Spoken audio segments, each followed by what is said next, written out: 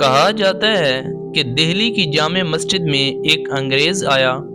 چونکہ وہ آرکیٹیکٹ تھا اور اسے پتہ تھا کہ دہلی کی جامع مسجد میں بڑی اچھی کیلی گرافی کی گئی ہے، تو چونکہ اس کے فن کا کام تھا وہ اس کو دیکھنے کے لیے آیا۔ جبکہ دہلی کی جامع مسجد میں سیڑھیاں بھی تھیں جہاں سے لوگ چڑھ کر اوپر جاتے تھے، تو انہی سیڑھیوں پر ایک معذور فقیر بھی بیٹھا ہوا تھا۔ جب یہ انگریز قریب سے گزرا تو اس نے مانگنا شروع کر دیا، تو اس انگریز نے اپنا بٹوا، اپنا ویلٹ نکالا اور اس بٹوے میں سے کچھ رقم نکال کر اس فقیر کو دے دیا۔ پھر اپنا بٹوا اس نے اپنی جیب میں رکھ لیا۔ اس نے اپنی طرف سے تو بٹوا اپنی جیب میں ڈالا، لیکن حقیقت میں اسے پتہ نہ چلا کہ اس کا بٹوا گر گیا ہے۔ اب یہ مسجد میں چلا گیا، وہاں جا کر اس نے مسجد کی کیلی گرافی کو دیکھا۔ وہاں کی کیلی گرافی اسے بڑی پسند آئی اور پھر وہ فوٹوگرافی کرنے لگا۔ جبکہ اس کی بیوی بھی اسی شعبے سے تعلق رکھتی تھی۔ وہاں سے پلٹ کر وہ گھر واپس گیا۔ گھر جا کر اس نے اپنی بیوی کو بتایا تو مسجد میں بڑا کمال اور ہسٹوریکل کام کیا ہوا تھا۔ تو اس کی بیوی کہنے لگی کہ اچھا، جب آئندہ آپ وہاں جانا چاہیں گے تو مجھے اپنے ساتھ ضرور لے جانا، میں بھی اس مسجد کا تاریخی کام دیکھنا چاہتی ہوں۔ تو اس نے کہا کہ ٹھیک ہے، اکٹھے چلیں گے۔ تو اب جب وہ رات کو سونے کے لیے اپنے بستر پر گیا تو اس نے جب اپنی جیب میں ہاتھ ڈالا تو اس کا بٹوا ہی نہیں ہے۔ تو وہ بڑا پریشان ہوا کہ آخر میرا بٹوا گیا کہاں ہے۔ تو اس نے بڑا سوچا، لیکن پھر بھی اسے یاد نہ آیا کہ میرا بٹوا گرا کہاں ہے۔ خیر 2-3 دن گزر جانے کے بعد اس نے یہ بات ہی اپنے ذہن سے نکال دی کہ چلو کوئی بات نہیں، اس میں 200-300 روپے تھے، اگر گر بھی گیا ہے تو کوئی بات نہیں۔ تو جب اگلا ہفتہ آیا تو اس کی بیوی کہنے لگی، چونکہ آپ نے میرے ساتھ وعدہ کیا تھا کہ اس مسجد کی کیلی گرافی دکھاؤں گا۔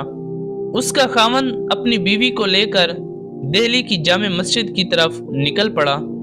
جب مسجد پہنچ گئے اور سیڑھیوں پہ چڑھنے لگے تو اس نے دیکھا کہ وہی معذور فقیر اس کی طرف آ رہا ہے۔ تو وہ انگریز سوچنے لگا کہ پچھلی مرتبہ پیسے دیے تھے تو اب بھی وہ اسی سوچ پہ آ رہا ہے کہ اب بھی کچھ نہ کچھ دے گا۔ لیکن جب وہ فقیر قریب آیا تو کہنے لگا، صاحب جب آپ پچھلی دفعہ مجھے پیسے دیے تھے تو شاید یہ آپ کا بٹوا ہے جو گر گیا تھا۔ میں نے آپ کو ڈھونڈنے کی بڑی کوشش کی لیکن آپ مجھے نہیں ملے، تو میں نے یہ بٹوا اپنے پاس رکھ لیا تھا کہ چلو جب دوبارہ ملے، سانسوں نے وفا کی تو میں یہ دے دوں گا، لہٰذا یہ آپ کا بٹوا ہے، لے لیجئے۔ تو اس نے جب بٹوا دیکھا کہ ہر چیز مکمل ہے، اس کے ذہن میں سوال آیا کہ یہ فقیر جو ایک ایک پیسہ مانگتا ہے، لیکن میرے بٹوے میں تو 200-300 روپے بھی تھے، اگر یہ اپنے پاس رکھ بھی لیتا تو کسی کو کیا خبر تھی، مگر اس نے یہ مجھے لوٹا دیا۔ تو وہ پوچھنے لگا کہ اے فقیر، تو نے یہ بٹوا اپنے پاس رکھ کیوں نہیں لیا؟ تو وہ معذور فقیر آگے سے کہنے لگا کہ شروع میں تو خیال آیا تھا کہ میں اسے رکھ لوں، لیکن پھر مجھے دوسرا خیال آیا کہ نہیں، میں اسے نہیں رکھوں گا۔ تو اس نے پوچھا کہ کیا خیال آیا؟ تو وہ معذور فقیر کہنے لگا کہ مجھے یہ خیال آیا کہ میں اللہ کے آخری نبی کا امتی ہوں اور آپ عیسیٰ علیہ السلام کے امتی ہیں۔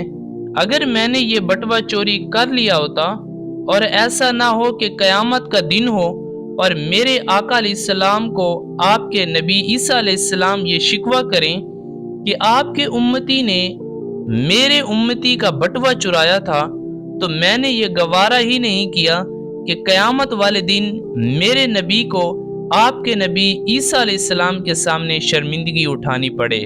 محترم سامعین کرام، اس سے پتہ چلا کہ دیانت داری انسان کو شرمندگی سے بچا لیتی ہے۔ دیانت داری اور ایمانداری انسان کے اندر شعور پیدا کرتی ہے اور وہ شعوری منزلیں طے کرتا ہے۔ اگر یہ ویڈیو اچھی لگی ہے تو اپنی رائے کا اظہار ضرور کیجیے گا۔